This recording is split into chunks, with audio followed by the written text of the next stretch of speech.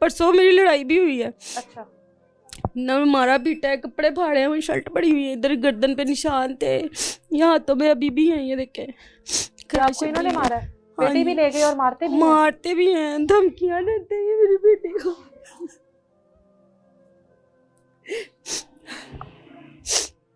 अभी 1 माह, जाहिर है अब तो 1.5 माह तकरीबन हो गया, अब तो 1.5 माह। रोजे भी गए, ईद भी गई, ईद को गुजरे हुए आज कई दिन गुजर गए। बेटी के साथ राब्ता अब तक नहीं हुआ? एक बार नहीं हुआ? मुझे इतनी उम्मीद थी, मैंने कहा हो सकता है उनके दिल में कोई रहम आ जाए, ईद पे ही भेज दे।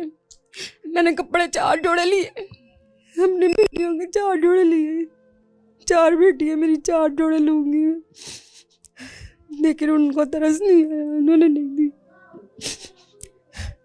अच्छी है बुरी है जैसी भी है मेरी बेटी है, मुझे वापस चाहिए बस, और यूनिफॉर्म में चाहिए, जैसे गई है वैसे चाहिए मुझे।